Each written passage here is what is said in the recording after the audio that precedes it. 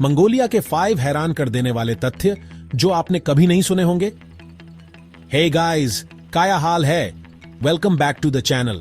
आज हम बात करने वाले हैं एक ऐसे कंट्री के बारे में जो अपनी खूबसूरत लैंडस्केप्स, रिच हिस्ट्री और यूनिक कल्चर के लिए जाना जाता है, मंगोलिया। हाँ भाई, मंगोलिया। ये कंट्री दुनिया के सबसे फैसिनेटिंग जगह में से एक है और आज हम आपको कुछ ऐसे फैक्ट्स बताएंगे जो आपको शायद पता भी नहीं होंगे। मतलब ऐसे फैक्ट्स जिन्हें सुन के आप बोलेंगे ये क्या बकचोदी है। तो चलिए बिना किसी देरी के शुरू करते हैं। तो सबसे पहले बात करते हैं ज्योग्राफी की। मंगोलिया जो सेंट्रल एशिया में सिचुएटेड है, दुनिया की लार्जेस्ट लैंडलॉक्ड कंट्रीज में से एक है। मतलब समझे, चारों तरफ से जमीन ही जमीन। यह देश अपनी यूनिक ज्योग्राफी के लिए जाना जाता है और साइज की बात करें तो ये कंट्री बड़े बड़े देशों को भी शर्म आने पे मजबूर कर दे। अराउंड 1.5 मिलियन स्क्वायर किलोमीटर्स, मतलब almost double the size of Rajasthan. लेकिन ट्विस्ट यह है कि इतने बड़े एरिया में रहते हैं बस 3 मिलियन लोग। मतलब आप इमेजिन करो, इतना सारा स्पेस सिर्फ चिल करने के लिए।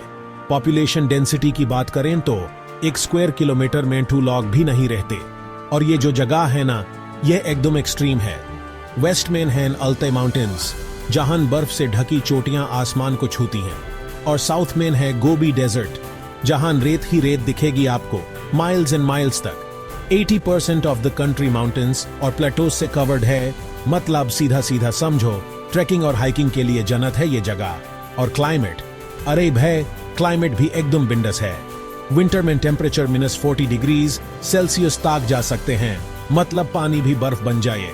और समर में 40 डिग्री सेल्सियस के आसपास भी पहुंच जाते हैं, मतलब गर्मी में नाग। यह कंट्री सच में कंट्रास्ट्स का लैंड है।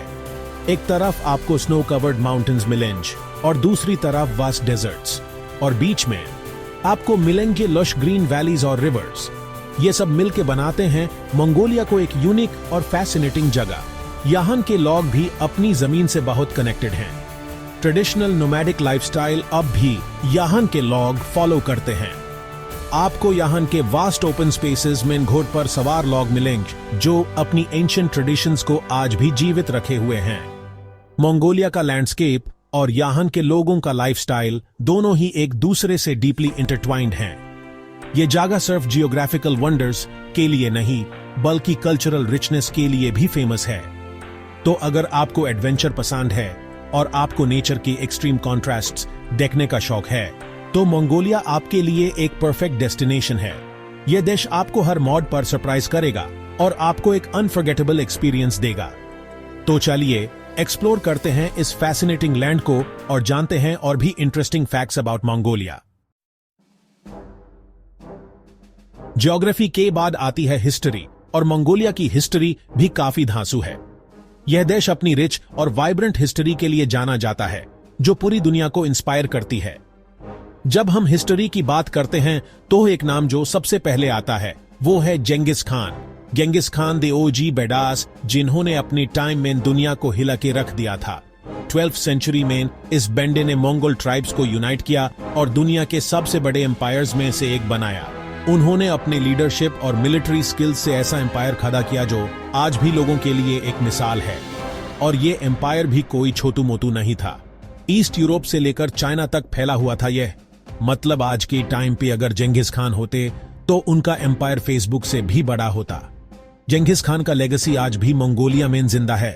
उन्हें एक नेशनल हीरो के रूप में ट्रीट किया जाता है और उनकी स्टैच्यूज और मॉन्यूमेंट्स आपको हर जगह देखने को मिलेंगे। लेकिन भाई, ऐसा नहीं है कि मंगोलिया सिर्फ जुंगे मैदान में ही एक्सपर्ट था। एंशिएंट टाइम्स में मंगोलिया ने पीसफुल डिप्लोमेसी और कल्चरल एक्सचेंजेस को भी काफी इंपॉर्टेंस दिया। जेंगिस खान और उनके डिसेंडेंट्स की टाइम में सिल्क रोड को भी प्रमोट किया गया था, जो ईस्ट और वेस्ट के बीच ट्रेड और कल्चरल इंटरैक्शन को बढ़ावा देता था। यह सिल्क रोड सिर्फ एक ट्रेड रूट नहीं था, बल्कि एक कल्चरल एक्सचेंज का जरिया भी था। मतलब समझे, ये लोग बिजनेस भी जानते थे और दोस्ती भी निभाना। मंगोलिया का ये रिच हिस्ट्री और कल्चरल हेरिटेज आज भी लोगों को इंस्पायर करता है और ये देश अपनी हिस्ट्री पर गर्व करता है। आज भी मंगोलिया अपनी हिस्ट्री को सेलिब्रेट करता है और अपने एंसेस्टर्स के लेगेसी को संभाल के रखता है। उनके नेशनल सेलिब्रेशंस और कल्चरल इवेंट्स में ये हिस्ट्री और हेरिटेज क्लियरली दिखाई देती है। तो ये थी मंगोलिया की हिस्ट्री, जो न सिर्फ एक पावरफुल एम्पायर का कहानी है बल्कि एक रिच कल्चरल हेरिटेज का भी है।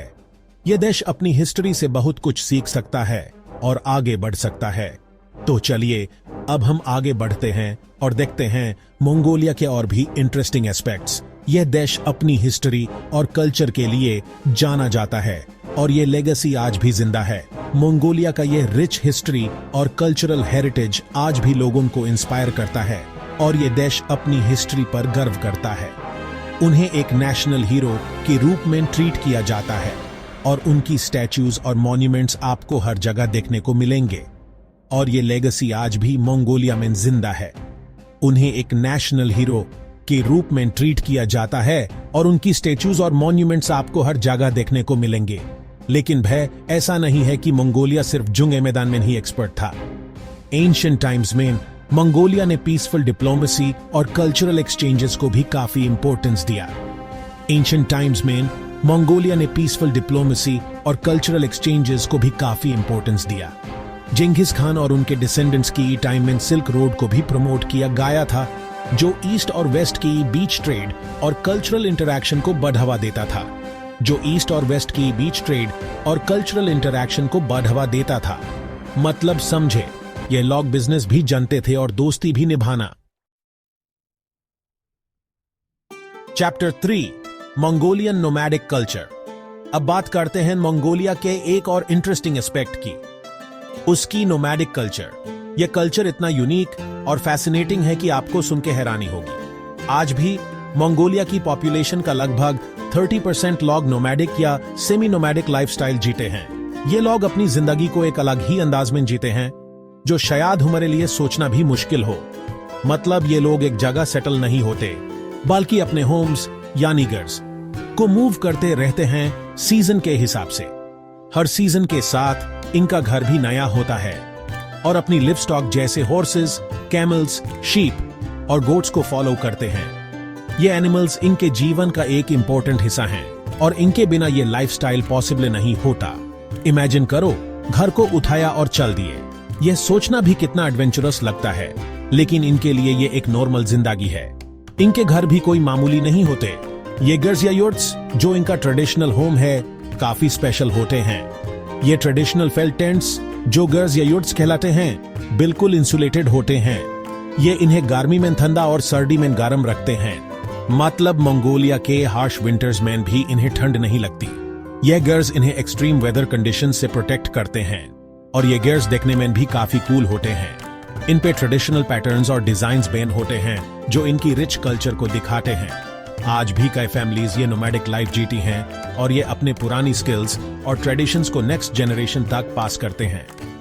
ये एक तरीके से अपनी हेरिटेज को जिंदा रखते हैं। और भाई, हॉर्सेस की बात ही अलग है। मंगोलिया में हॉर्सेस सिर्फ एक ट्रांसपोर्ट का जरिया नहीं, बल्कि एक कल्चरल आइकॉन है। मंगोलियन लोग हॉर्स राइडिंग में तो एक्सपर्ट होते ही हैं। ये लोग बचपन से ही हॉर्स राइडिंग सीखते हैं और ये इनकी जिंदगी का एक इंपॉर्टेंट हिस्सा है। हॉर्स उनकी कल्चर का काफी इंपॉर्टेंट पार्ट है। ये लोग अपने हॉर्सेस के साथ एक स्पेशल बॉन्ड शेयर करते हैं, जो इनकी जिंदगी और कल्चर को और भी इंटरेस्टिंग बनाता है। Chapter 4 the Gobi desert. अब चलिए आपको घुमाते हैं मंगोलिया के सबसे famous natural wonder, the Gobi desert. यह कोई आम डेजर्ट नहीं है भाई। गोबी डेजर्ट दुनिया के लार्जेस्ट डेजर्ट्स में से एक है और ये लैंडलॉक्ड डेजर्ट है। साइज की बात करें तो ये अराउंड 1.3 मिलियन स्क्वायर किलोमीटर्स में फैला हुआ है। मतलब राजस्थान, गुजरात और मध्य प्रदेश को मिला दो तो भी गोबी डेजर्ट बड़ा है। और यह जो डेजर्ट है ना, यह एक कोल्ड डेजर्ट भी कहा जाता है, क्योंकि यहां का क्लाइमेट एकदम एक्सट्रीम है। बहुत ठंड और बहुत गर्मी दोनों फील होती है। मतलब एक मिनट आपको स्वेटर पहनने का मन करेगा और दूसरे मिनट आप एसी ढूंढते हुए नजर आओगे। और गोबी डेजर्ट सिर्फ अपने क्लाइमेट के लिए ही फेमस नहीं है, बल्कि अपने फॉसिल फाइंड्स के लिए भी। साइंटिस्ट्स ने गोबी डेजर्ट में डिनोसॉर के फॉसिल भी डिस्कवर किए हैं। मतलब समझे, ये एरिया दुनिया का एक इंपॉर्टेंट पैलियोंटोलॉजिकल साइट है। Chapter 5 Mongolian food. Geography, history, culture सब देख लिया। अब बात करते हैं खाने की। और भाई, मंगोलियन फूड भी काफी यूनिक है। ट्रेडिशनल मंगोलियन फूड में मीट काफी इंपॉर्टेंट रोल प्ले करता है, क्योंकि ये लोग अपनी हर्डिंग लाइफस्टाइल के थ्रू मीट को इजीली एक्सेस करते हैं। आपको यहाँ मटन, बीफ और यक मीट काफी मिलेंगे। और डिशेस की बात करें तो एक फेमस डिश जो आपको जरूर ट्राई करनी चाहिए वो है बूज। ये एक टाइप का स्टीम डंपलिंग होता है जो मटन या बीफ से भरा होता है, मतलब समझो मोमोज का मंगोलियन वर्जन। और अगर आपको कुछ ठंडा चाहिए हो तो एरग ट्राई कर सकते हैं। यह है फर्मेंटेड मेरेज मिल्क। हाँ, आपने सही सुना, फर्मेंटेड मेरेज मिल्क। थोड़ा अलग है लेकिन एकदम ट्रेडिशनल। उतरो, आज की टाइम में मंगोलिया काफी रैपिडली मॉडर्नाइज हो रहा है। उलान बातर, जो मंगोलिया का कैपिटल है, वो एक ग्रोइंग सिटी है जहां मॉडर्न बिल्डिंग्स, शॉपिंग मॉल्स और रेस्टोरेंट्स देखने को मिलते हैं। लेकिन ये ट्रेडिशन और मॉडर्निटी का अच्छा ब्लेंड है। यह कंट्री अपने हिस्ट्री, कल्चर और नेचुरल ब्यूटी को प्रिजर्व करते हुए ग्लोबल स्टेज पर अपनी जगह बना रहा है। तो ये द कुछ इंटरेस्टिंग फैक्ट्स मंगोलिया के बारे में। अगर आपको ये वीडियो पसंद आई हो तो लाइक और सब्सक्राइब जरूर करना, और अगर आपके दिमाग में कोई और इंटरेस्टिंग फैक्ट्स हो तो कमेंट सेक्शन में लिखना। मिलते हैं नेक्स्ट वीडियो में, तब तक के लिए take care and stay curious.